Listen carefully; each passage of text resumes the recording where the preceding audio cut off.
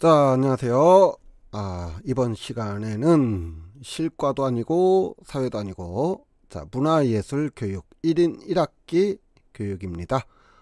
칼림바라고 하는 악기에 대해서 알아볼 거예요.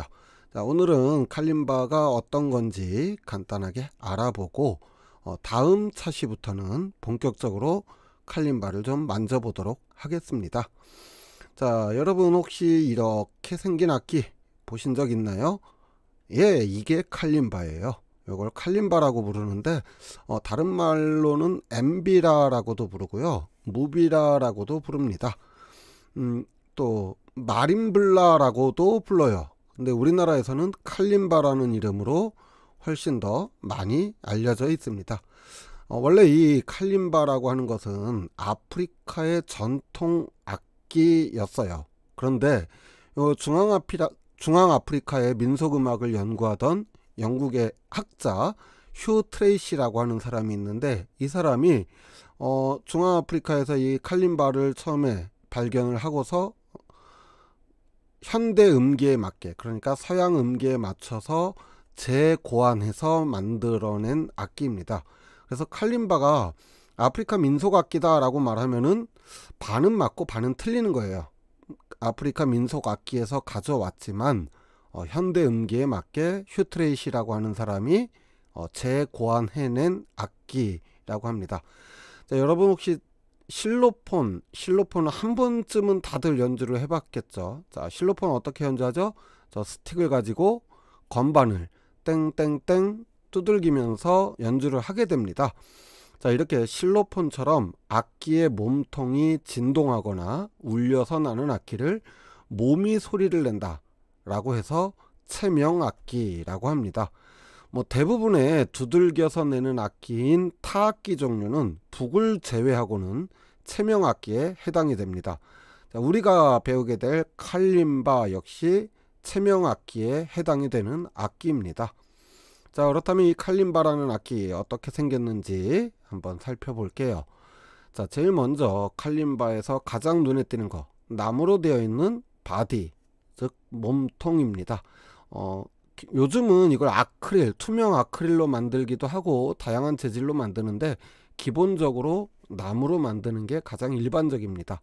그 다음에 키라고도 부르고 타인이라고도 부르고요, 건반이 조금 더 익숙하겠죠, 우리는. 그래서 건반, 키, 타인 이렇게 부르는 쇠로 된 금속 재질로 되어 있는 건반이 있고요. 앞면에 커다랗게 구멍이 뚫려 있는 칼림바도 있고 안 뚫려 있는 것도 있는데, 이걸 울림통이라고 하는데 사운드홀이라고 부릅니다.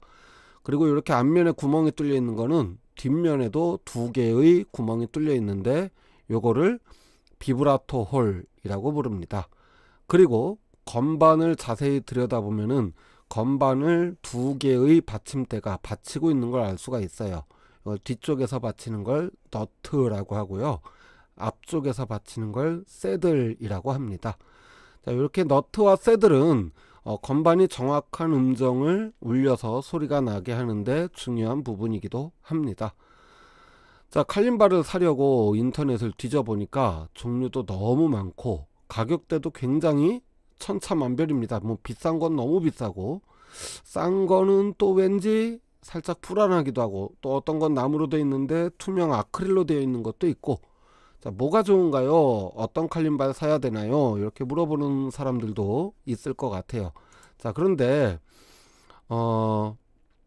미안한 말이지만 여러분들 리코더도 그렇고 단소도 그렇고 이 악기라고 하는 거는요, 싸면 싼 만큼 싼 값어치를 냅니다.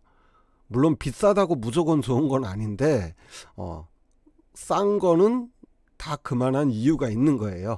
그런데 우리는 칼림바라고 하는 악기의 특성이 워낙에 소리가 그렇게 큰 악기도 아니고 음정이 예민한 악기도 아닙니다. 물론 연주를 아주 능숙하게 잘한다면야 얘기가 달라지겠지만요. 자, 크게 나누면 두 가지가 있어요. 아까 말한 대로 사운드 홀이 뚫려 있는 어쿠스틱형이라고 하는 게 있고요, 사운드 홀이 없는 플레이트형이라고 있습니다. 자, 이 두 개 어느 게 좋은가요? 좀 보기에는 왠지 사운드 홀이 있으면 좋아 보이죠? 그런 건 아니고 각각의 장점과 단점이 있습니다. 먼저 어쿠스틱형은 울림통이 있습니다. 그렇기 때문에 소리가 플레이트형에 비해서 크고 두터운 소리가 납니다. 그렇다고 뭐 굉장히 큰 건 아니에요. 그래 봤자인데 플레이트형하고 비교했을 때는 소리가 좀 더 크고 두꺼운 소리가 납니다. 대신에 이제 구멍이 뚫려 있고 공기가 통하는 목재이다 보니까 온도와 습도 관리에 아주 신경을 좀 써줘야 돼요.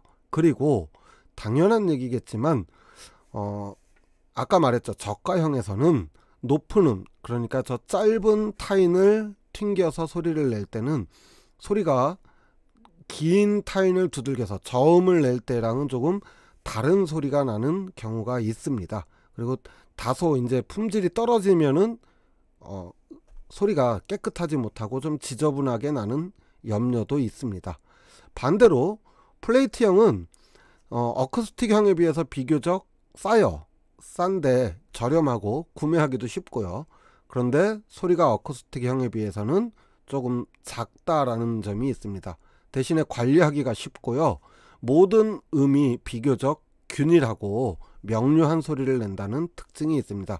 그래서 처음 칼림바를 입문하는 사람에게는 사실은 플레이트형을 더 추천하기는 해요. 그런데 이런 악기들 가볍게 집에서 즐기기 위한, 혼자 조용히 즐기기 아주 좋은 악기예요. 코로나 시대에 집콕에서 다른 악기 뭐 피아노를 친다든지 뭐 이러면은 이웃한테 민폐가 될 수 있는데, 이 칼림바는 새벽에 연주해도 아마 방문을 닫고 연주한다면은 이웃집에 소리가 안 들릴 정도로 오르골 생각하시면 돼요. 오르골 정도의 소리가 나는 악기다 보니까 쉽게 가볍게 또 연주하는 방법도 아주 쉽습니다. 자, 이렇게 오늘은 칼림바라고 하는 것은 어떤 악기인가 라는 걸 살펴봤고요. 다음 시간에는 칼림바를 본격적으로 만져보도록 하겠습니다. 오늘 여기까지 할게요. 그럼 이만 안녕.